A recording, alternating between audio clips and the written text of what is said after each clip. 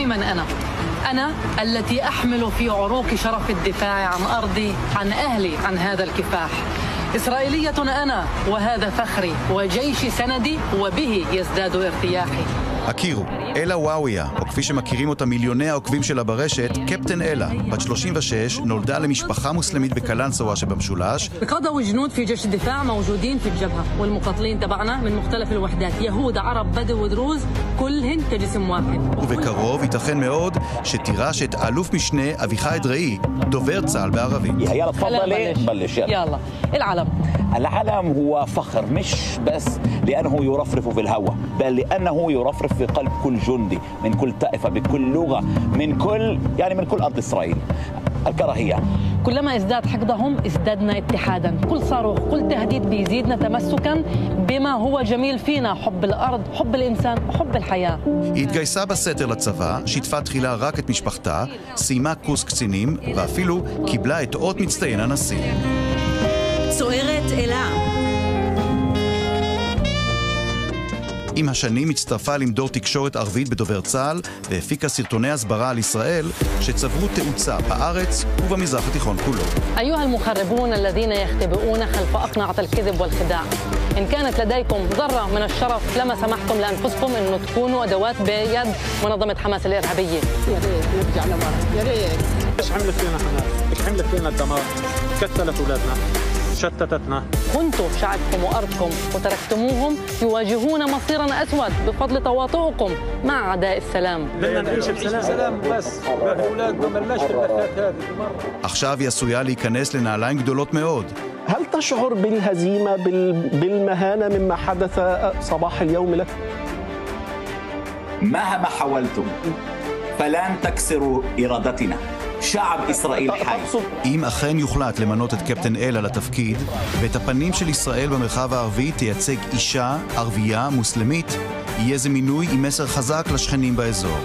עם הניסיון הרב שצברה, נדמה שקפטן אלה עשויה להיות האישה הנכונה לתפקיד. لكل امرأة تعرف الكرامة عندي لك رسالة، ابعدي أولادك عن الإرهاب، ابعدي أولادك عن أصدقاء السوء، لأنه أصدقاء السوء ممكن يجيبوا الداهية لأولادك، ففكر فيها. جمعة مباركة وتحياتي.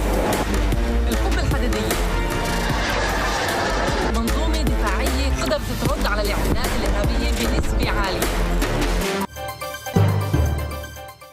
አሁን ደግሞ በቀጥታ መስመር ላይ የሚገኙት የቤተ እስራኤል ቅርጽና ባህል ማዕከል ሊቀመንበር አቶ ፋንታውን አሰፋ መስመር ላይ ይገኛሉ። ጤና ይስጥልኝ አቶ ፋንታውን አሰፋ። ይቅርታ። ጤና ይስጥልኝ። እንዴት ነው? ሰላም ናችሁ ሆይ? ደህና ነን እግዚአብሔር ይመስገን። በመጀመሪያ እስቲ ለተመልካቾች ግልጽ እንዲሆን ስለ ማዕከሉ ገለጻ ቢያደርጉልን አቶ ፋንታውን።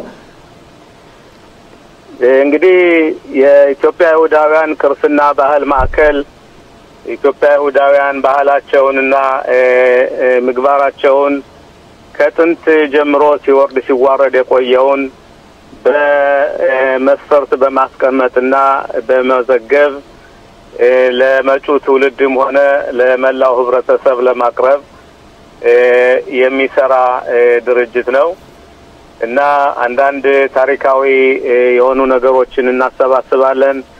እንደዚሁም ደግሞ አዛውንቶች ያላቸውን ልምድና በህይወታቸው ውስጥ ያሳለፉትን ኢትዮጵያ ይሁዳውያን የነሱን ታሪክ በመስማትና በማስተጋባት ለወደፊቱ ለኛም ሆነ ለመጪው ትውልድ ትምህርት ይሆናል ብለን ስለምናምን ይሄ ድርጅት እነዚህ ነገሮች ካንድ ላይ የሚያከናውን ነው። ከዚያ በተጨማሪ ደግሞ በእኛ በቀሳውስት መካከል ያለውን የድሮውንም ሆነ አሁን አዲሱን ካንድ ላይ በማስተባበር ቄሶቻችን ካንድ ላይ በማደራጀት ከነሱ ጋር በመተባበር ጸሎቶችን በመጽሐፍ በማስፈር ወይም ደግሞ አንዳንድ በእኛ በእስራኤል ኢትዮጵያ ይሁዳውያን ሲከናወኑ የነበሩ የሃይማኖት ስራዎችን እነሱን በሙሉ ሂደቱ እንዴት እንደነበር ስርዓቱ እንዴት እንደነበር ያንን በመጽሐፍም ሆነ በአንዳንድ መዝገብቶች በማስቀመጥ ለማስቀረት ለወደፊቱ ትውልድ ለማስቀረትና ለሌላው መላው ህዝብም ለማስተማር ነው። እንግዲህ ጠቅለል ባለ መልኩ ይሄንን ይመስላል። ከዚህ በተጨማሪ ያው የሚቀጥለው እንግዲህ በዚህ ሳምንት ሐሙስ ቀን የስግድ በዓል ይከበራል። ይሄንን የስግድ በዓል ደግሞ የሚያከናውነው ከባህልና ስፖርት ሚኒስቴር ጋር በመሆን የኛ የባህልና ቅርስ ተቋሙ ነው እና በዚህም በኩል ትልቅ አስተዋጽኦ እናደርጋለን ማለት ነው። ኃላፊነቱ በዚህ ድርጅት ስር ነው። እንግዲህ ከስግዱ በቀደም ብዬ ለመጠየቅ የምፈልገው ያው ለተመልካቾቹም ግልጽ እንዲሆን ማዕከሉ ከተመሰረተ ስንት ጊዜ ሆነው አቶ ፋንታውን? ማዕከሉ ከተመሰረተ ወደ 12 አመት የሆነው ነው። ያው እንግዲህ ከዚያን ጊዜ ጀምሮ ድሮ መስሪያ ቤቱ ቴል አቪቭ ነበር። ከ2 አመታት በፊት ወደ ኢየሩሳሌም ተዛውሯል። እንግዲህ እኔ በሊቀመንበርነት ከገባው ጊዜ ጀምሮ 1 አመት እያለፈ ነው። ዋናው አላማዬ እንግዲህ አሁን ያለንበት መስሪያ ቤታችን በኪራይ ቦታ ነው። አላማዬ የተለያዩ መስሪያ ቤቶችን በማጠናከር በማስተባበር ቋሚ የሆነ የኛ የግላችን የማዕከሉ ቦታ እንዲሰጠውና ለዘላቂ ወይም ደግሞ ለወደፊቱ ዘላለማዊ የሆነ ቦታ እንዲገኝ ነው እና እንግዲህ ይሄን ይመስላል የድርጅቱ አመሰራረትና አሁን ያለበት ሁኔታ። እንግዲህ አቶ ፋንታውን እንደገለጹት ባጭሩ ነው ይሄ በዚህ ስራ የተሰማሩት አጭር ጊዜ ውስጥ ነው የ1 አመት ስራ ነው። በቅርቡ ጊዜ እንግዲህ ይሄን የጀመሩት የወደፊት አላማው ማዕከሉን ባስመለከተ የአጭር ጊዜና የረጅም ጊዜው ሁኔታ እንዴት መስሎ ይታያል? እንግዲህ አሁን እንደገለጽኩት የአጭር ጊዜው ሁኔታ አሁን አዛውንቶቻችን ትላልቅ ሰዎች ሳያልፉ እያሉ ታሪካቸውን ለመመዝገብና በመስፈርት ለማስቀመጥ እነሱ እስካሉ ድረስ የድሮውን ባህሉንና ቅርሱ እንዴት እንደነበር በመቅረጽ ለወደፊቱ ትውልድ እንዲሆን ትልቅ አስተዋጽኦ እያደረግን ነው።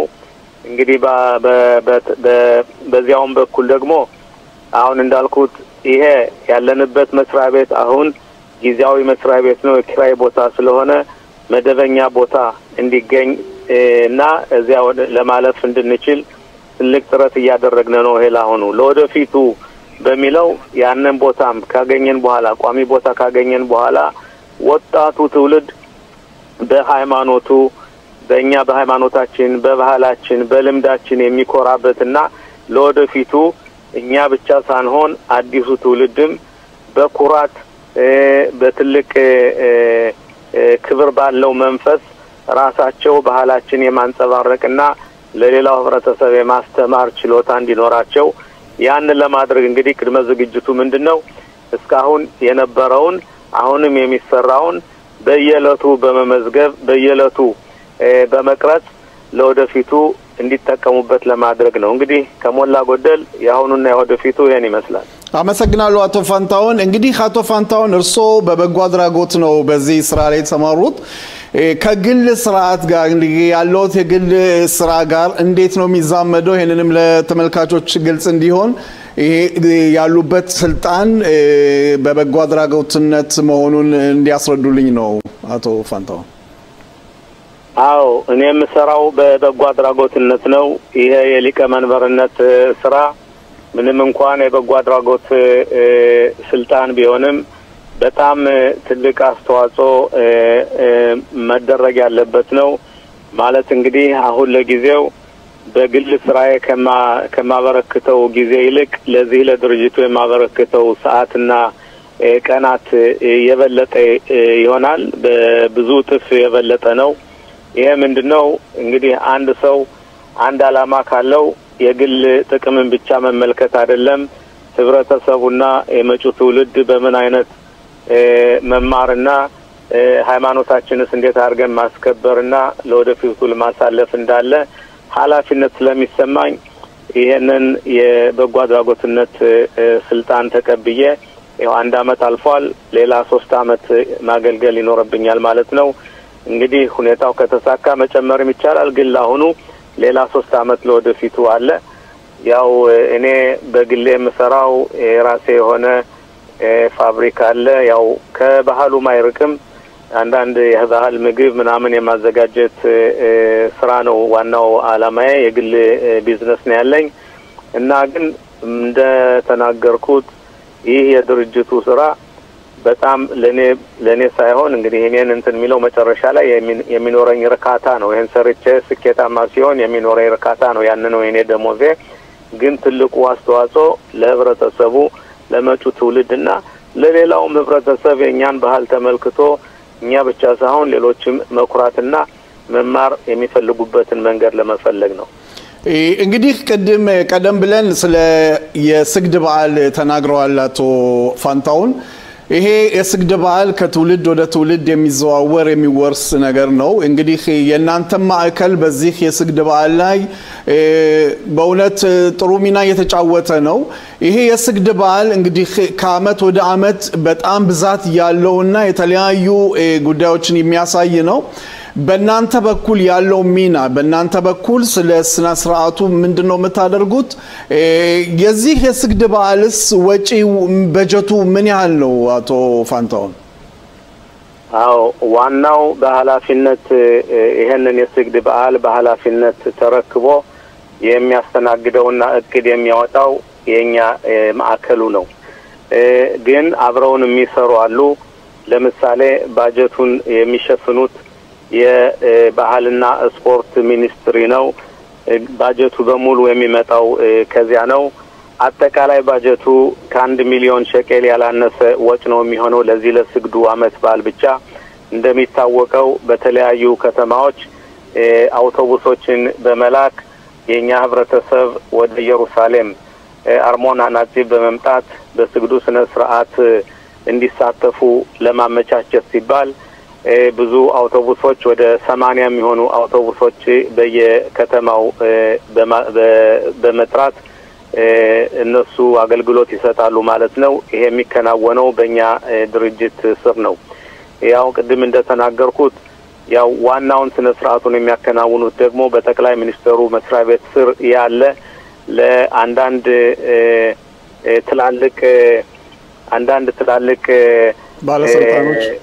ባለስልጣኖችን የሚጋብዙት ያው የጠቅላይ ሚኒስትሩ መስሪያ ቤት ስር ያለ ድርጅት ነው ያው ሁሉንም ካንድ ላይ በማተባበር በማጠናከር እኛንን እንግዲህ እንደ ሙጫ ሆነን ሁሉንም አንድ ላይ አድርገን ሁኔታውን ምንመራውና ምናስተናግደው ማለት ይቻላል በዚህ በቅርብ እንግዲህ በዚህ አመት ሐሙስ በሚከበረው በዓል የጠቅላይ ሚኒስትር ቤንያሚን ኔታንያሁ ይገኛሉ አቶ ፋንታውን እነማንስ ከፍተኛ ባለስልጣናት ይገኛሉ በዚህ ፕሮግራም ላይ እንግዲህ ጠቅላይ ሚኒስትሩ ጥሪ ደርሷቸዋል ብዙ ጊዜ እንደምናውቀው የፕሬዚዳንቱ ይገኙበታል ከጥሪው መተው ይባረካሉ ንግግርም ያደርጋሉ የባህልና ስፖርት ሚኒስትሩ ይገኙበታል የኢትዮጵያ አምባሳደርም ይገኙበታል እንዲሁም የክኔሴት አባላትና ሌሎች ትላልቅ ባለስልጣኖች የከኛ አብራክ የወጡም ሆነ ከኛ አብራክ የሌሉት በመምጣት ይሳተፉበታል ማለት ነው ይሄ ዋናው እንግዲህ ቀሳውስቶቻችን ሃይማኖት መሪዎቻችን ከጧቱ ጀምሮ እስከ ቀን እኩል ድረስ የሚያደርጉት የጸሎት የህብረተሰቡ በመምጣት አንድ ላይ በመሆን ይሄንን ጸሎት በመሳተፍና ለእግዚአብሔር ምስጋናና ልመና በማድረግ የሚውሉበት ቀን ነው ማለት ነው እና እንግዲህ አንድ ነገር የምገልጸው ምንድነው ይሄን በተመለከተ በየአመቱ ስነ ስርዓቱ ከተፈጸመ በኋላ የዳቦ መቆረሻና ሙሳይት የሚቆረስበት ጊዜ አለ ባለፉት አመታት እንግዲህ እስካሁን አንድ የተወሰነ ቦታ ድንኳን ውስጥ ነበር ዳቦ የሚቆረሰው በዚህ አመት የተለየ ነገር ቢኖር ምንድነው አንዳንድ ችግር ቢፈጠር ሰዎቹ ከዚያ አንድ ላይ በሚሆኑበት ጊዜ ትንቅ የጸጥታና የደህንነት ችግር ሊያመጣ ስለሚችል የዳቦ መቆረሻው ስነ ስርዓት በዚህ አመት በተለያዩ ቦታዎች ይከመጣል ማለት ነው እንግዲህ ሰዎችን በተለያየ ቦታ በመበተን ጭፍፍቅና አንድ ላይ መታወክ እንዳይመጣ ለማድረግ ነው እና ይሄን ይመስላል ትንሽ አንድ ለውጥ ያለ በዚህ አመት ከዚህ ላይ ነው። ሌላው ግን እንግዲህ ደግሞ በዚያ በቦታው አርሞና ናጽብ እኛ ተሰብስበን ይሄንን ስነ ስርዓት በሚከናወንበት ቦታ የመንገድ ስራ እደሳ አለ እና በዚህ አመት ምናልባት አንዳንድ የተቆፈሩ ቦታዎች ሊኖሩ ይችላሉ፣ መንገዶች ትክክል ላይ ሆኑ ይችላሉ እና ህብረተሰቡ ይሄን ልብ ማለት አለበት። ያም ሆነ ግን ይሄ ስነ ስርዓቱንም ሆነ የጸሎቱን ስነ ስርዓት ይረብሻል ወይም ደግሞ ያውካል ማለት አይደለም፣ ግን ህብረተሰቡ እንዲያውቅ ለማለት ያክል ነው። ሌላው አቶ ፋንታውን በእውነት የስግድ በዓልን ባስመለከተ ባለፈው አመት ድንገት ይጠቅማል ብለን የምንነጋረው ቢኖር ብዙ አዛውንቶች በአውቶቡስ የሚመጡ አውቶቡሱ ራቅ ባለ ቦታ ላይ በማቆም እስከ ጸሎት በሚካሄድበት ቦታ ድረስ ለመድረስ ትንሽ እያዳገታቸው ነው። በዚህ አኳን ያሰባችሁት ሐሳብ አለ ወይ? ሌላው ጥያቄ ደግሞ በእውነት ከህብረተሰቡም የመጣ ነው። በስግድ በዓል እንግዲህ ካለፉት አመታት ጀምሮ ባለፈው አመትም እንደዚሁ ልብ ያልነው ነገር ነው። አንዳንድ ሸቀጣ ሸቀጦችን የመሸጥ ሁኔታዎች እየታዩ ነው።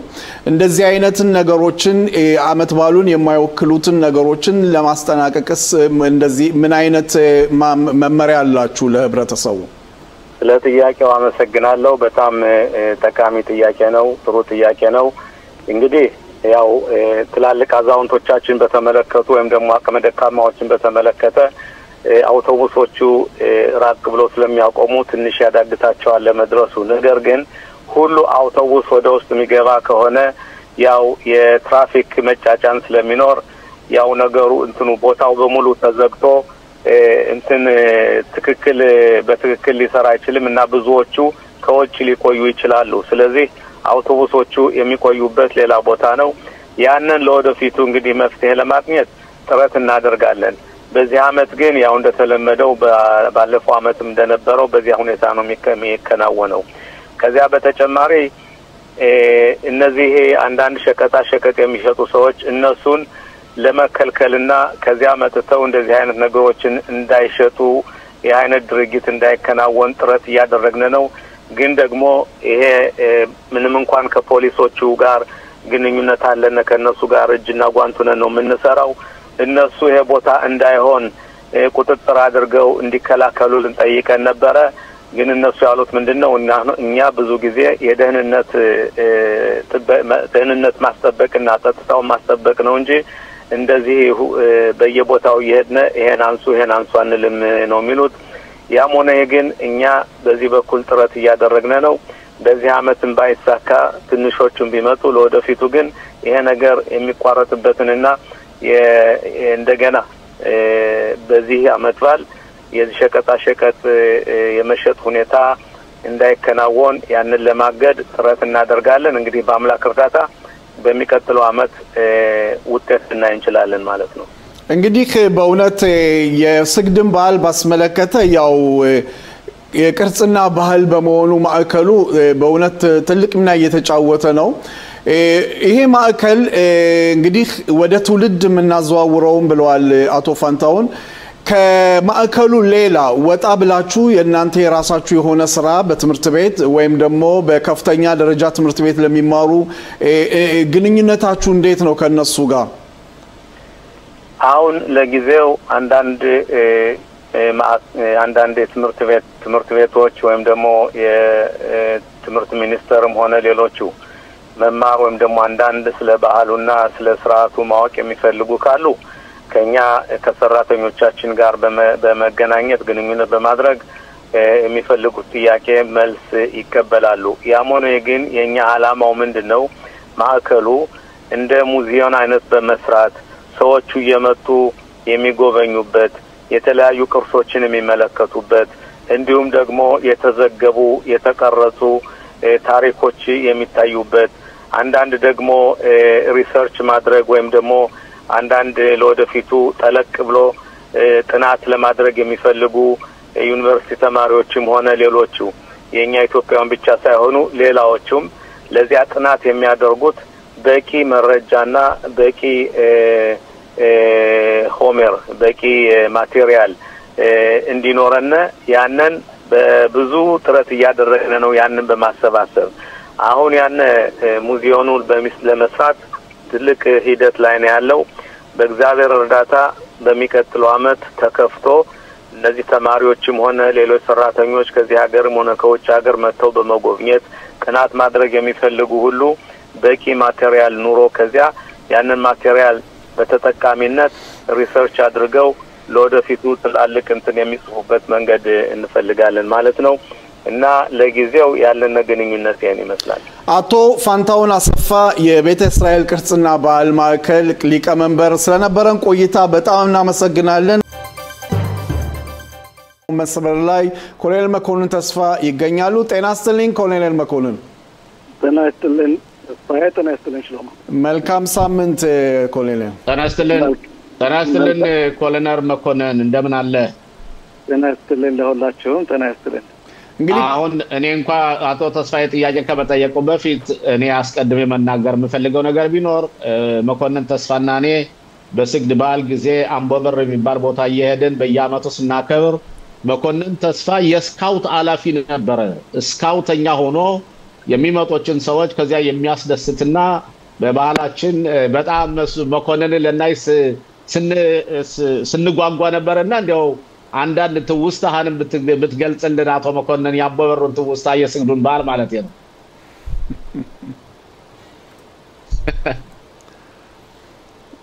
ሄሎ አቶ መኮንን ሰምተዋል? ኮሎኔል መኮንን ኮሎኔል መኮንን ይሰማል? እሺ አቶ ሽሎሞ መስመር ቴክኒክ ችግር አለ መሰል ከኮሎኔል መኮንን ተስፋ ጋር እንግዲህ እንዳልኩ ነው በእውነት ስለ ስግድ ስናወራ ስለነበረ በእውነት ይህ ስግድ የሚባል በዓል ለሁላችን ቢሆን የልጅነት ውስጣችን የ10 አመት የ12 አመት የ13 አመት የ14 አመት እያለነ ስንተገብረው ነበር ሃይማኖት በእውነት የነበረው ጾለት የነበረው ምህለላ እኔ አስታውሳለሁ አምቦበር ትምህርት ቤት እየተማረን የሚገርምህ አንድ አለቃ ያዕቆብ የሚባሉ ሰው የነበር አለቃ ያዕቆብ ማህሪ ይባላሉ በጣም የታወቁ ሰዎች ናቸው እዚህ ሀገርም ኢትዮጵያ መሳቸው አሁን ተማሪዎች ትምህርት ቤት ተሰልፈን በተሰለፍነበት ጊዜ የነ ዶክተር መልካሙ ያዕቆብ አባት ናቸው ለእያንዳንዱ ተማሪ እርሳስ እስክሪብቶ ደብተር ሽልማት ይሰጡ ነበር ተማሩ አይዟችሁ እያሉ በዚህ ባንድ በኩል ቄሶች ይጾልታሉ ሰው ቢሰበሰባን እሳቸው ደግሞ ያላ ለመርሳት ወጣቱን ሞራል ለመስጠት ይያደርጉ ነበርና የነበርና የልጅነታችን ትውስታ በጣም በእውነት የሚገርም ነው። እንግዲህ ኮሎኔል መኮንን እንደገና በድጋሚ መጥቷል። የጥያቄዎትን ደግሞ ይጠይቁ አቶ ሽሎሞ።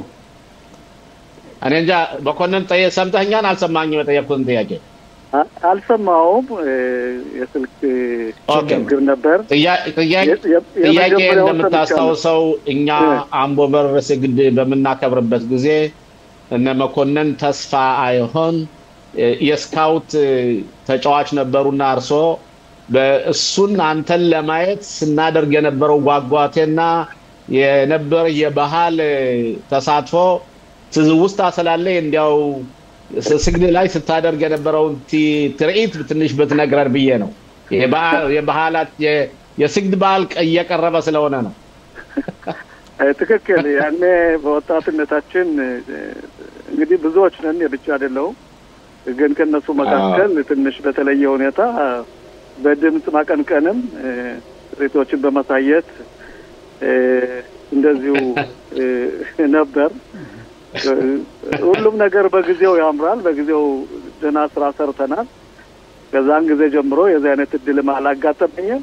ግን በእውነት ከሞላ ጎደል ስግድን አምቦበር ላይ ማስተውሰው ሁሉም በአካባቢው ያለ ህዝብ መጥቶ ከጧት ጀምሮ ጸሎት ላይ ከተራራው ውሎ ወደ አምቦበር ትምህርት ቤት ወርዶ የሚደረገው ድሽቃና ዘፈን ከዛም ማህበረሰቡ ተደግሶ ህብረተሰቡ የሚያደርገው የነበረው አቀባበል ከሩቅ የመጣውንም ሀገርቻውንም በጣም የሚያኮራ ስነ ስርዓት ያለው እኛም በዛ ተዋጽኦችን ህዝቡን ለማስደሰት ለመዝፈን እድል ስለነበረኝ ከጓደኞች ጋር ሆኜ በጣም ደስ የሚል ነው። ይህ ትልቅ ቅርስ ነው። ዛሬም ትልቅ ትውስታ ነው መኮንን ትልቅ ትውስታ ነው ዛሬም አርሞና ናቴቭ እንደዛ ቢሆን ደስ ይለኝ ነበር ወጣቱ ቢያደርገው በተለይ እንደዛ ነው ማስበው ኮሎኔል እንግዲህ በእውነት የኢትዮጵያን ትዝታ ነው በአሁን ሰዓት ያነሳችሁት በአሁን ሰዓት እስራኤል ሀገር ውስጥ በውትድርና ስለ ስግድ በዓል ያላቸው ሁኔታ እንዴት ነው ወታደሩስ በእውነት ይሄንን ስሜቱን እንግዲህ ብዛት ያላቸው ወታደሮች እዚህም ሀገር የተወለዱ ይኖራሉ የዚህን አመት በዓል ታሪካዊ ክርስቶችና ስነ ስርዓቶች የሚማሩበት ውትድርና ውስጥ የተመቻቸ ነገር አላቸው ከሞላ ጎደል አንዳንድ ዩኒቶች ኸልኺኑህ በሚባለው የወታደራዊ አካል ብዙ ጊዜ ያው ለአርታ ወይም ስግድ ምንድን ነበር ለምን ተከበረ እንዴት አከበራችሁት የሚለው ብዙ ጊዜ አንዳንድ ዩኒቶች እያመጡ አንዳንድ ሰዎችን አንዳንድ ምሽት ይደረጋል አንዳንዴም የቡናም የዳቦም የምናምን አይነት ሴሬሞኒዎች ይደረጋሉ ግን እንደ መከላከያ ይሄን ነገር ሙሉ በሙሉ ያከብራል የሚል አቋም የለኝም የኛ ልጆች በዚህ ውስጥ ይሳተፋሉ በተለይ ከዛ ሀገር የተወለዱት አንዳንድ ባጋጠመኝ እድል እኔም ቢሆን ስግድ ያደረግነበት ምክንያቱ ምንድነው ሲባል በተለየ ሁኔታ የኢትዮጵያን ይሁዶች ዘውት የሄዱ ይመስላል ግን እንዴት ነው በትኩፋት እንዴት ነው በባብል ክፍለ ዘመን በባብል ወይም በኢራን ላይ መጽሐፍ እንደሚለው ነው በእዝራና ነህምያ የተጻፈው ማንኛውም ይሁዳውያን ከተራራው ወጥቶ ለኢየሩሳሌም ይቀድስ ነበር ይጸልይ ነበር የኢየሩሳሌም ሰላም ይፈልግ ነበር በሚባለው መሰረት እኛ በተለየ የኛ ይሁዳውያን ይሄን ለዘመናት አምባበር ተራራ ላይ ከብዙ ቦታ ከሁለት ቀን በላይ ተጉዘው ወገኖቻችን ያከበርነት ምክንያት ኢየሩሳሌም ያለንን ግንኙነት ኢየሩሳሌም ሀገራችን መሆኗን ለማስተዋወቅ ስለሆነ ይህ ድርጊት ቅርስ ነው መቀጠልም አለበት በተለይ ወጣቱ በዚህ በኩል ሙሉ ተሳትፎ አድርጓል አንዳንድ ድርጅቶች ሙሉ ስራ ሰርተዋል የሚል አቋም ባይኖረኝም ይሄን ድርጊት ይሄን በዓል ከትውልድ ለማስተላለፍ ግን የሁላችንም ኃላፊነት ተጠይቃል በዚህ በኩል ደግሞ የአንድ ድርጅት ስራ ነው ብለን መተው የለብንም ምክንያቱም ያ ባይኖር ኑሮ ስግድ ባይኖር ኑሮ ኢየሩሳሌም ባትኖር ኑሮ እኛም እንደሌላው የኢትዮጵያ ህዝብ እዛው ላቀጠን እንቀር ነበር ያ ነበር ወደዚህ የሚያመጣን ይሄን ነገር ማቋረጥ የለብንም የሚል አቋም ነው ያለኝ እንግዲህ ይሄን ካልን ስለ ስግድ በዓል በእውነት በቂ ነው በኋላ እኔና አቶ ሽሎሞም ሰፋ ያለ ገለጻ ይኖረናል እንግዲህ ኮሎኔል በእውነት ብዙን ጊዜ የምንጠይቀው ስላለው ተጨባጭ ሁኔታ ጠቅለል ባለ ሁኔታ ጋዛ እንዴት ሰነበተች በሰሜኑም የደቡባዊ ሊባኖስ እንዴት ሰነበቱ የሚለውን በዛ እንወያይና ከዛ በኋላ ወደ ጥያቄያችን እንገባለን እሺ አዛ የላቆጠች ነው ዝናብም ሆነ አዛ ህብረተሰብ ላይ ትልቅ ችግር ተፈጥሯል አንዳንድ ህንጻዎችም እየፈረሱ ነው ህብረተሰቡ ከድንኳኑ ውሃ እየገባ ልጆችን በምስል እያሳየ በአለም ላይ ያለውን በአዛ ላይ ያለውን ችግር እያሳየ ነው በአንጻሩ መከላከያ እንደምታየው እንደምንሰማው ኢላማዎችን እያደረገ ነው በተለይ ብቻ መስመሩን የያዘውን ቦታ ዋሻዎችን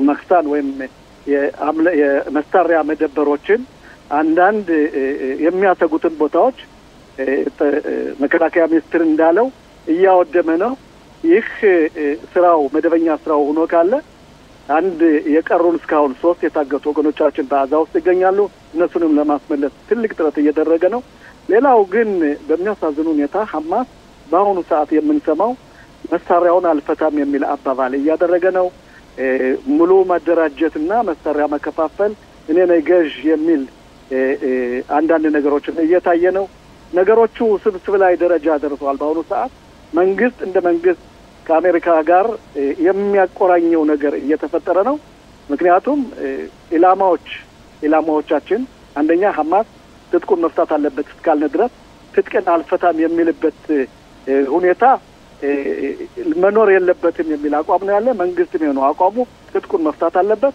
ሐማስ ገዥ ሆኖ መቅረት የለበትም ይሄን ለማድረግ ከዓለም የተወጣጡት በቅራት ጋት አካባቢ የሚገኘው ኮማንድ ፖስት ስራውን መጀመር ነበረበት። ትራምፕ ይሄን ስራ እንዲጀምር ግፊት እያደረጉ ቢሆንም የእስራኤል መንግስት ግን ይሄ ነገር መሆን የለበትም ጭራሽ። ምክንያቱም አንደኛ ሶስቱን የታገቱ ወገኖች መለስ፣ ሁለት ትጥቁን የሚፈታበት ሁለተኛ ደረጃ ወይም አዛ መልሶ የምትገናባበት ከሆነ መጀመሪያ ትጥቁን መፍታት አለበት ስለተባለ በዚህ ላይ ትንሽ የሚያስቸግሩ ነገሮች ይታያሉ። ሐማስ ምን ጊዜም ቢሆን ጥረቱ ገዥኖ ለመኖርና መሳሪያን አልፈታም የሚል ነው። የዓለም መንግስታት ወታደሮች ይሄ ኮማንድ ፖስት ይሄን ድርጊት ካላደረገ የመከላከያ ሚኒስትር እንዳለው እኛ እናደርገዋለን ነው የሚብለው። ይሄ ደግሞ መልሰን እንግዲህ ወደ ጦርነቱ ልንገባ መሆኑን የሚያሳይ ስለሆነ በእኔ በኩል ነገሮችን እንዴት ነው በጥሞና እና ሰከን ባለ ሁኔታ አይቶ ሐማስ ይህ አረመኔ መሳሪያውን የሚፈታበትን በተለይ የኮማንድ ፖስት ስራውን እንዲጀምር በልዩ መስፈርቶች አንዱ መስፈርት ትምህርት ቤት የሚገነባ ነው። ሌላው አዛን መልሶ ለመገንባት የሚሰራ ነው። ሶስተኛውና የሕክምናውን ነው። አራተኛ እንዴት የሰብአዊ እርዳታ የሚሰጥ ነው። በብዙ ግሩፖች የተመራረጡ ኮማንድ ፖስት ስራቸው እንዲጀምሩ ሐማስ መጀመሪያ መሳሪያን እፈታለሁ የሚል አባባል ማሳየት ነበረበት። ይሄንም አላሳየም። ይሄም እስራኤልና ስምምነቱን ፈተና ላይ ጥሎታል ማለት ነው። አቶ ሽሎሞ ጥያቄ ካሉት ኮሎኔል መኮንን እንደገና ወደ አንተ ስንመለስ ከ150 እስከ 200 የሚሆኑ ሽብርተኞች ራፊያ ዋሻ ውስጥ አሉ። አንደኛ የነሱ ጣፋንታውን ባለነበት ሁኔታ ወደ ታክታጫ እየሄደ ነው። ሌላው ደግሞ በነገው ዕለት ከተባበሩት መንግስታት የትራምፕ መንግስት የሚመራው ውሳኔ ሊወሰን ነው። ውሳኔውም እንዴት ነው? ሞይጣታ ቢታሆን ወይ ሴኩሪቲ ካውንስል የሚባለው የሚወሰነው ውሳኔ እንዴት ነው? አንደኛ የተወጣጣ ዓለም አቀፍ ግብረ ኃይል አዛን አስተዳዳሪ ሆኖ ወታደራዊ እንትን እንዲገባ ይሄም ኳታርንና ቱርክን ያካትታል። ሁለተኛው እና ደግሞ የኛ መንግስት አክሮባት እያደረገ ያለው ግን ትራምፕ ፈቅደዋል። መጨረሻ ላይ የፍልስጤም መንግስት እንድትቋቋምም ያ ብቻ ሳይሆን የፍልስጤም ርዕሰ አስተዳደር ሪፎርም አድርገው መጨረሻ ላይ የፍልስጤም መንግስት እንድትቋቋም የሚላለና ይሄ ነገር ከኛ መንግስት ቁጥጥር ውጭ ሆነ ማለት ነው። በተለይ በወታደራዊ እይታ እነዚህን ሂደቶች አንተ እንዴት ታያቸዋለህ? ለሁሉም ሰው ግልጽ ነው። በተለይ የኳታርና የቱርክ እጅ መግባት ምን ማለት ነው? ስለ ቱርክ ጥያቄ ከባድ ነው። ስለ ቱርክ ጠቅላይ ሚኒስትሩና መንግስታቸው ጥሩ አቋም አላቸው። ቱርክን አንቀበልም ብለዋል። የትራምፕ መንግስት ደግሞ የሚለው ትራምፕን በአሁኑ ሰዓት መቃወም አይቻልም። ትራምፕ ያላቸው ስሜታና ያላቸው አካሄድ ሌላ ነው። እሳቸው ነገሮችን ሰፋ አድርገው በተለይ ኢኮኖሚካሊ ኢንተረስት ባለባቸው ቦታዎች ነው የሚሰሩት። የአብርሃም ስምምነት እንዲስፋፋና ሌሎች አረብ ሀገራት እንዲገቡ ነው የሚፈልጉት። በተለይ ሳውዲ አረቢያ ወደ እስራኤል ስምምነት እንድታደርግና ጥቅሞችን እንዲለዋወጡ ትፈልጋለች። ከዛም ኢንዶኔዚያ እንድትመጣ አዘርባይጃን፣ ሌሎችም እንዲመጡ ትልቅ ስራ እየሰሩ ስለሆኑ የአሜሪካ መንግስት በተለይ ትራምፕ በቤንያሚን ኔታንያሁ ላይ ትልቅ ተጽዕኖ እያደረጉ ነው። ይህ ተጽዕኖ በሁለት መንገድ ይታያል። አንደኛው እነዚህ 150 የታገቱ ዋሻ ውስጥ ያሉ በእኛ እጅ ያሉ ወታደሮች ይለቀቁና ምህረት ይደረግላቸው የሚል ግልጽ ያለ አቋም አላቸው። ሁለተኛ ሐማስ መሳሪያውን ሳይፈታ አዛን መልሶ ለመቋቋም የሚገባ ቡድን አዛን መልሶ ለመገንባት እንዲገባ የሚል ግልጽ የሆነ አቋም አላቸው። የእስራኤል መንግስት በዚህ ላይ ትልቅ ውዥንብር አለ። ምክንያቱም አካሄዱን ሄደው ስንቁን ይቀሙታል አይደለ? ይህ ከሆነ ከነገ ከሁለት ዓመት ከ3 ዓመት በኋላ እኛ የማንፈልገው ውሳኔ ሊወሰን ነው። የሳውዲ አቋምም አንድ ነው። ፓለስቲን የምትባል አገር እዚች ሀገር እንድትቋቋም ይፈልጋሉ። ያ ነው ትልቁ ስጋት። የ150 ሁኔታ ብንምራቸውን ባንሄዳቸውም ብንይዛቸውም ቀላል ነበር። ግን ለወደፊት ሳውዲያው መምጣት የኢንዶኔዚያ መምጣት እኛ ማንፈልገው ለብዙ ዓመት የተቋቋም ነው አቡዝባዘን የሚገዙት መንግስት ወይም ፓለስቲናን መንግስት በእኛ ሀገር ላይ ጎረቤቱን እንድትኖር ያመቻቻል የሚል አቋም ነው ያለኝ። ይሄም እንደምታውቀው የኛ መንግስት በአሁኑ ሰዓት ያለው ብቻ ሳይሆን የቀኙም የግራ ክንፍም ይሄን ነገር አይፈልጉም ከአንዳንድ ግለሰቦች በስተቀር። ይሄ ደግሞ ትልቅ ፈተና ነው። ስለዚህ ግልጽ ነው የአሜሪካ መንግስት ትልቅ ተቋም አለ። ምንም እንኳን በአሁኑ ሰዓት እኛ በአሜሪካ እጅ ነን ባልልም አዝማሚያው ግን አሜሪካ በተለይ ትራምፕ መኮንን በእውነት እኔ አሁን ባለንበት ሁኔታ ለየት ያለ ነው የልብ ትራምፕ የእስራኤል ደጋፊ ናቸው ማለት አልችልም። የማልበት ምክንያት ላስቀምጥልና ከዛ በኋላ አንተ መልስ ትሰጠኛለህ። በአንድ በኩል ትራምፕ ለቱርክ F-35ን አውሮፕላን ለመሸጥና የእስራኤልን አየር ኃይል የበላይነት ሊያከሽፉ ነው። ከዛም ደግሞ ለቱርክም ሊሸጡላቸው ነው። ለሽርክ ሊሸጡ ነው እነዚህ አውሮፕላኖች። ለሳውዲ አረቢያ ሊሸጡ ነው እነዚህ አውሮፕላኖች። በአንድ በኩል ደግሞ የፍልስጤም መንግስት እንዲቋቋም ብለው ነገ ውሳኔ ሊያስወስኑ ነው። ሶስተኛ ደግሞ ሐማስ የጦር መሳሪያውን እስካሁን ድረስ እንዲፈታ ምንም አይነት ቆራጥ ተግባር አልተወሰደበትም። ሐማስ ለምሳሌ የተጠለፉትን ሰዎች እንኳን በሚለቅበት ጊዜ ኢዝ ይያለ አንዳንድ ይያለ አንተ እንዳልከው እስካሁን 3 ሬሳ እንኳን አስክሬን አልሰጠንም። ስለዚህ ትራምፕ ወዳጃችን ናቸው ያነኛ የምንናገረው በኢራን ላይ የወሰዱና አቋምና ደግሞ ወይ ደግሞ ለጠቅላይ ሚኒስትር ቢንያሚን ኔታንያሁ ለፍርድ ጉዳይ ይቅርታ ይደረግለት ብለው ደብዳቤ ለህርጠው ስለጻፉ ነው የኛ ወዳጅ እንላቸው ምንችለው እንዴት ነው የሆነ አናቶ መኮንን? አንተ ያልካቸው ሙሉ በሙሉ እቀበላቸዋለሁ። ምንም አይነት ምቀወቡ ነገር የለኝም፣ ሌላም ሐሳብ የለኝም። ይህ ሁኔታ F-35 ለቱርኪያም ሆነ ለሳውዲያ መሰጠቱ ምንም እንኳን የኛ የአየር ኃይል ቴክኖሎጂካሊ ላቅ ያለ ቢሆንም ይሄ ለኛ አስጊ ነው ለወደፊቱ። ግን አደጋ ነው። አዎ ትክክል። ግን ትራምፕ ለእስራኤል ተቃራኒ ሆኑ ማለት አልችልም። ትራምፕ ለእስራኤል መንግስት የሰጡትን ሚዛን ላይ ስናስቀምጠው የሰጡት ይበልጣል። ለወደፊት የሚሰጡትን ባላውቅም የሰጡት በእውነት እስራኤልን አድኗታል ማለት እችላለሁ። እሳቸው እንደምታውቀው ትራምፕ ዛሬ ያሉትም ነገ ስለማይደግሙ ራማታ ጎላንን ወደኛ ያደረጉ ኢየሩሳሌም እንዴት ነው አቶ መኮንን ራማታ ጎላን ወደኛ አላደረጉም። ራማታ ጎላን ወደኛ ያደረጉት ምናኺም ቤጊን ሆቅ እስራኤል ካላ ራማታ ጎላን እነሳቸው እውቅና ሰጡ እንጂ ህጉን የደነገጉት ምናኺም ቤጊንና የእስራኤል ሀገር መንግስት ነው። ስለዚህ ሊመሰገኑ አይችልም። ለምሳሌ ሁሉ ደግሞ ኢየሩሳሌምን አምባሳደር ከተላቪቭ ወደ ኢየሩሳሌም ማመጡ ይባላል። ህጉ የተደነገገ ገና በነ ሬገን ጊዜ ነው ህጉ የተደነገገ። ያው ከዛ በኋላ የመጡት ፕሬዝዳንቶች አልተገበሩትም እንጂ እኔ የትራምፕ ወዳጅነት ጥቅም ሆነ ነው ብዙ ያያውት አይደለም። እንዳችለው ልክ ነህ። ግን ቢሆንም ነገሮችን ከማለት ወደ ተግባር የተገበሩት የራማታ ጎላንን በእኛ እጅ መሆኑን እውቅና የሰጡት ትራምፕ ናቸው። ትራምፕ ለእስራኤል ሀገር ጥሩ ስራ ሰርቷል ማለት እችላለሁ። ለወደፊት ግን የምናየው አዝማሚያ ልክ ነህ። ምናልባት እሳቸው የሚወስዱት ነገር ጉዳት ሊደርሰው ይችላል። ግን ምናልባት ደግሞ እኔም አንተም የማናውቀው ስውር የሆነ ግንኙነት ስለሚኖር ምን አይነት ቴክኖሎጂካል እቃዎችን እስራኤል ትቀበላለች? ይሄ ነገር ከሆነስ ምንድነው እኛ የምንቀበለው? ለምሳሌ እንደምታውቀው በካታር ላይ አሜሪካ እሷን የሚነካ አሜሪካን ነካ የሚል አባባል አላቸው።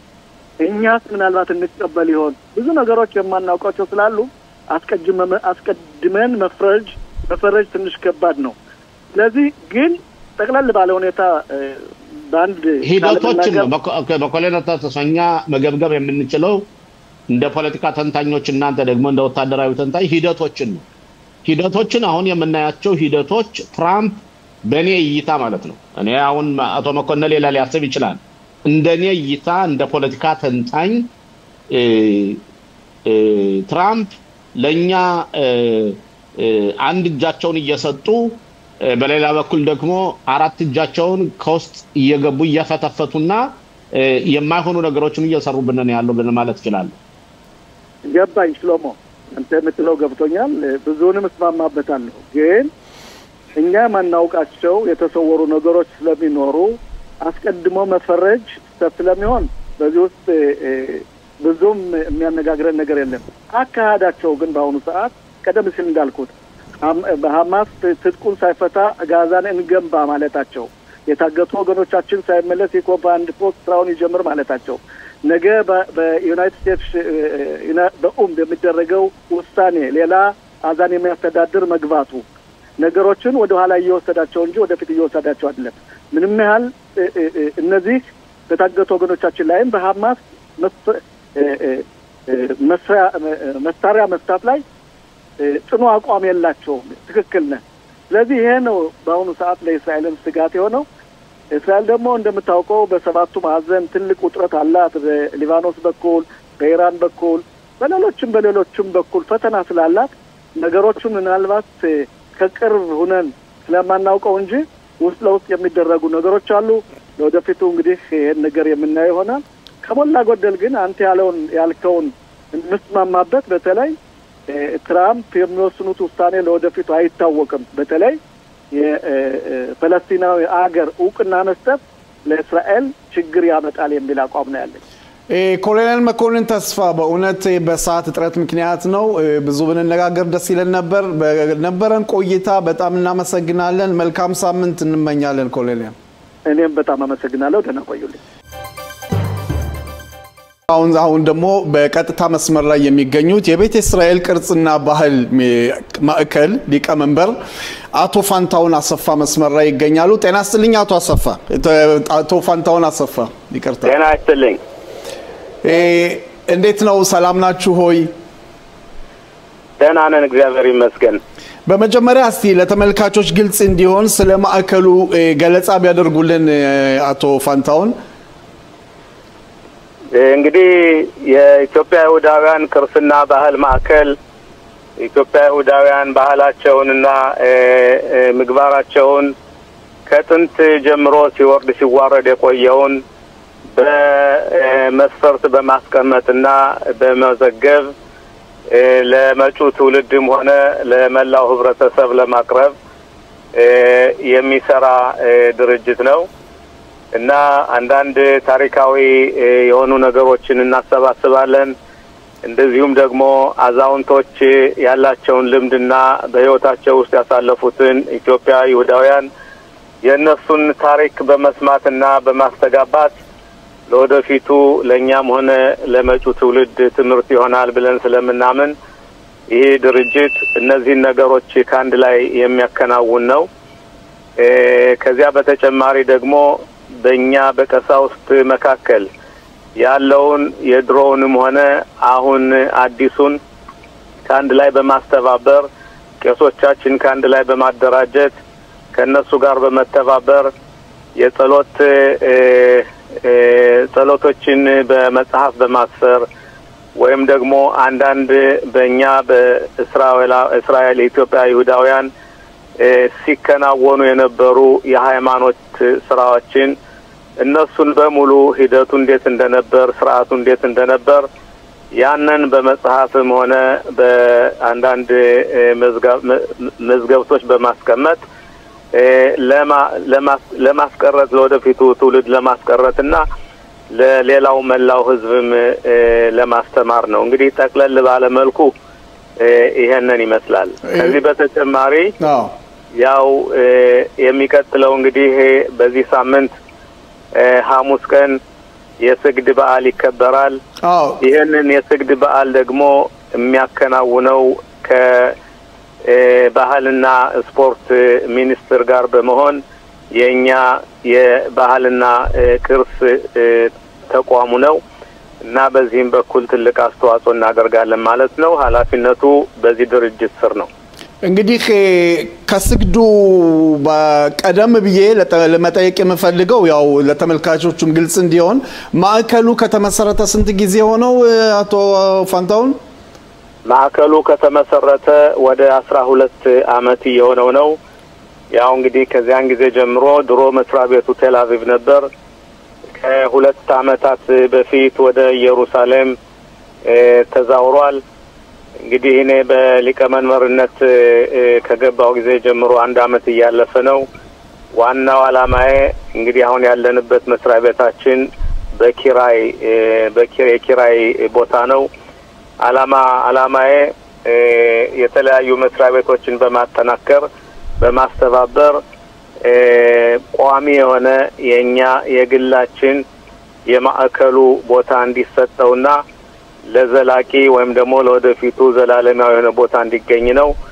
እና እንግዲህ ይሄን ይመስላል የድርጅቱ አመሰራረትና አሁን ያለበት ሁኔታ።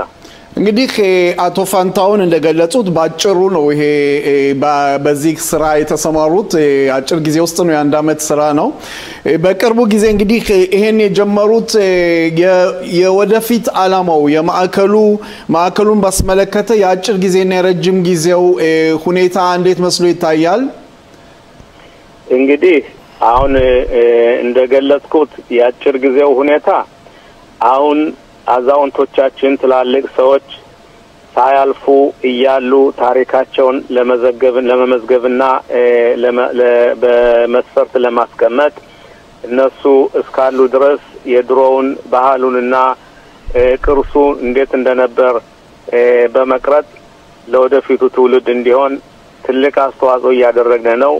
እንግዲህ በዚያውም በኩል ደግሞ አሁን እንዳልኩት ይሄ ያለንበት መስሪያ ቤት አሁን ጊዜያዊ መስሪያ ቤት ነው፣ የኪራይ ቦታ ስለሆነ መደበኛ ቦታ እንዲገኝ እና እዚያ ለማለፍ እንድንችል ትልቅ ጥረት እያደረግን ነው። ይሄ ለአሁኑ ለወደፊቱ በሚለው ያንን ቦታም ካገኘን በኋላ ቋሚ ቦታ ካገኘን በኋላ ወጣቱ ትውልድ በሃይማኖቱ በእኛ በሃይማኖታችን በባህላችን በልምዳችን የሚኮራበትና ለወደፊቱ እኛ ብቻ ሳንሆን አዲሱ ትውልድም በኩራት በትልቅ ክብር ባለው መንፈስ ራሳቸው ባህላችን የማንጸባረቅና ለሌላው ህብረተሰብ የማስተማር ችሎታ እንዲኖራቸው ያንን ለማድረግ እንግዲህ ቅድመ ዝግጅቱ ምንድነው? እስካሁን የነበረውን አሁንም የሚሰራውን በየዕለቱ በመመዝገብ በየዕለቱ በመቅረጽ ለወደፊቱ እንዲጠቀሙበት ለማድረግ ነው። እንግዲህ ከሞላ ጎደል ያሁኑና የወደፊቱ ይሄን ይመስላል። አመሰግናለሁ አቶ ፋንታውን። እንግዲህ አቶ ፋንታውን እርሶ በበጎ አድራጎት ነው በዚህ ስራ ላይ የተሰማሩት። ከግል ስርዓት ጋር እንግዲህ ያለው የግል ስራ ጋር እንዴት ነው የሚዛመደው? ይሄንንም ለተመልካቾች ግልጽ እንዲሆን ይሄ ያሉበት ስልጣን በበጎ አድራጎትነት መሆኑን እንዲያስረዱልኝ ነው አቶ ፋንታውን። አዎ እኔ የምሰራው በበጎ አድራጎትነት ነው። ይሄ የሊቀመንበርነት ስራ ምንም እንኳን የበጎ አድራጎት ስልጣን ቢሆንም በጣም ትልቅ አስተዋጽኦ መደረግ ያለበት ነው። ማለት እንግዲህ አሁን ለጊዜው በግል ስራዬ ከማበረክተው ጊዜ ይልቅ ለዚህ ለድርጅቱ የማበረክተው ሰዓትና ቀናት የበለጠ ይሆናል። በብዙ እጥፍ የበለጠ ነው። ይሄ ምንድነው እንግዲህ አንድ ሰው አንድ ዓላማ ካለው የግል ጥቅምን ብቻ መመልከት አይደለም። ህብረተሰቡና የመጪው ትውልድ በምን አይነት መማርና ሃይማኖታችንስ እንዴት አድርገን ማስከበርና ለወደፊቱ ለማሳለፍ እንዳለ ኃላፊነት ስለሚሰማኝ ይሄንን የበጎ አድራጎትነት ስልጣን ተቀብዬ ያው 1 ዓመት አልፏል። ሌላ 3 ዓመት ማገልገል ይኖርብኛል ማለት ነው። እንግዲህ ሁኔታው ከተሳካ መጨመርም ይቻላል፣ ግን ለአሁኑ ሌላ 3 ዓመት ለወደፊቱ አለ። ያው እኔ በግሌ የምሰራው የራሴ የሆነ ፋብሪካ አለ። ያው ከባህሉ ማይርቅም አንዳንድ የባህል ምግብ ምናምን የማዘጋጀት ስራ ነው ዋናው ዓላማዬ። የግል ቢዝነስ ነው ያለኝ እና ግን እንደተናገርኩት ይህ የድርጅቱ ስራ በጣም ለኔ ሳይሆን እንግዲህ እኔን እንትን የሚለው መጨረሻ ላይ የሚኖረኝ እርካታ ነው። ይሄን ሰርቼ ስኬታማ ሲሆን የሚኖረኝ እርካታ ነው። ያን ነው የኔ ደሞዜ። ግን ትልቁ አስተዋጽኦ ለህብረተሰቡ ለመጪው ትውልድና ለሌላውም ህብረተሰብ የኛን ባህል ተመልክቶ እኛ ብቻ ሳይሆን ሌሎችም መኩራትና መማር የሚፈልጉበትን መንገድ ለመፈለግ ነው።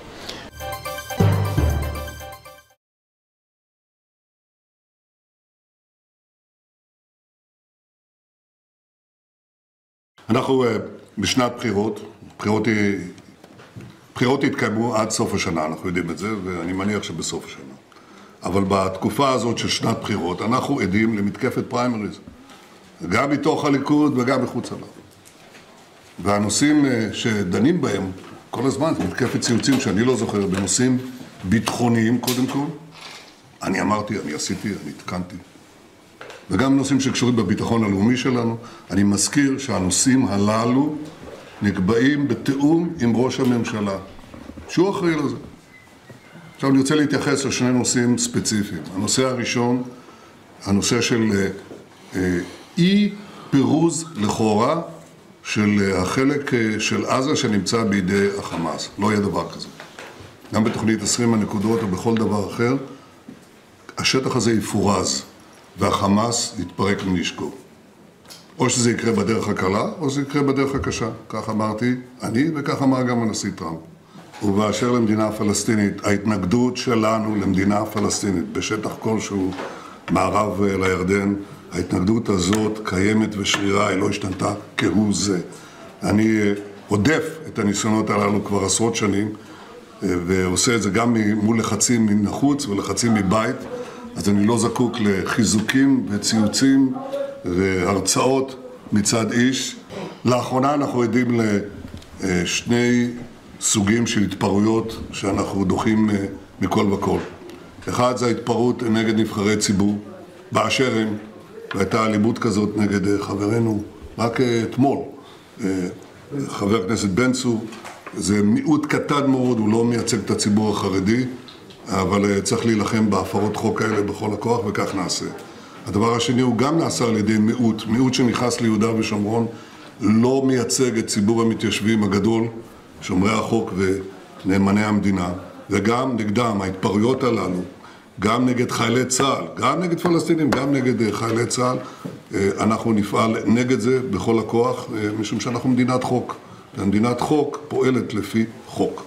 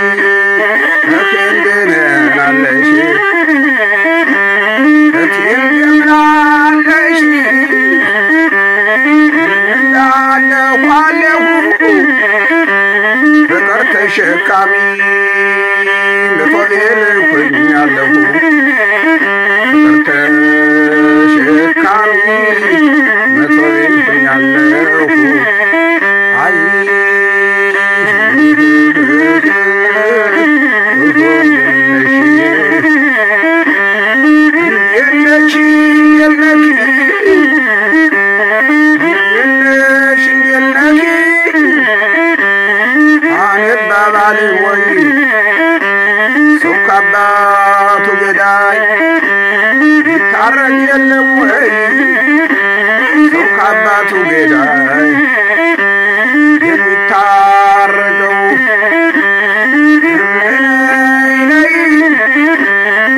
ሰው ከአባቱ ገዳይ የሚታረቀው አምሳ ሽማግሌ በሺህ ብር ነው አምሳ ሽማግሌ በሺህ ብር ነው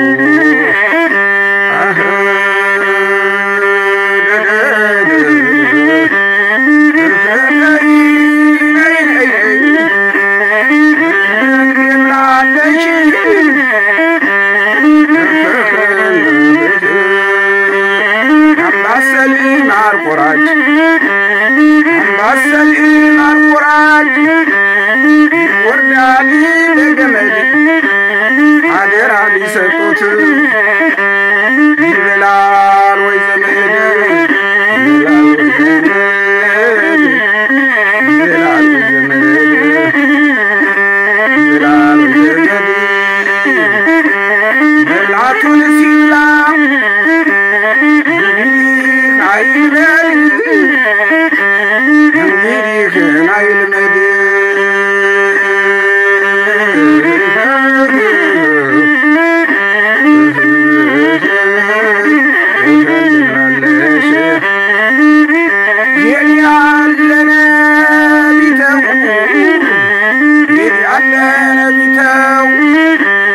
የአባቱ አገር ዋግ ነው የእናቱ አገር ቦራ የእናቱ አገር ቦራ የአባቱ አገር ዋግ ነው የእናቱ አገር ቦራ የስራ ጓዶቹ አይሆን ባላንጋራን አይሆን ባላንጋራው ያገኘውን ገንዘብ ተባብሮ የሚበላ ገባ ኢየሩሳሌም ቤተሰቡ ጋራ ገባ ኢየሩሳሌም ቤተሰቡ ጋራ ወደ ማማዬ አለ ነገር እስከብ የወበቦች አባት የቆንጆቹን አባት አዝማሪያ ይባል ክላሽ ይማርካል ከሽጉጡ ጋር ከነፈንጁ ጋር ከሽጉጡ ጋር ሐሰት እንደሆነ አገር ይመስክር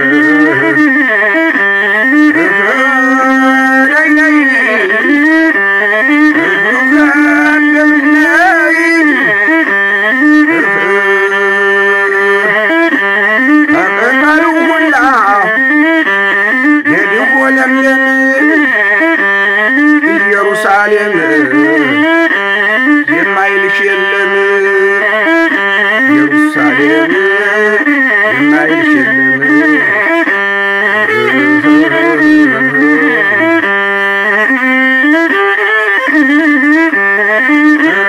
ኢየሩሳሌም ኧረ ኢየሩሳሌም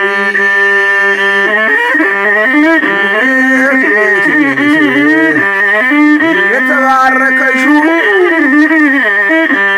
የእስራኤል አገር የእስራኤል አገር እግር የላ ምንም ቢቸግር ምንም ቢቸግር ወክንዲ ወክንዲ ያሰኛል ገላሽ ወክንዲ ወክንዲ ያሰኛል ገላሽ ኧረ ኢየሩሳሌም እስራኤል የለሽ እንኳን ተስካክዬ ሊደር በግርጌሽ እንኳን ተስካክዬ ልደር በግርጌሽ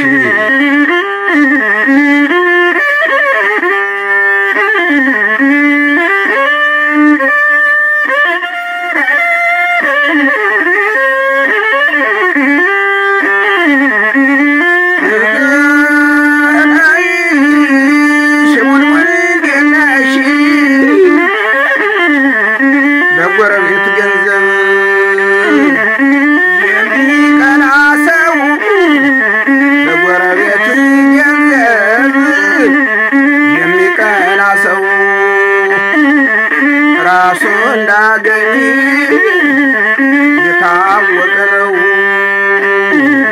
የታወቀ ነው መሪ እንዲለሽ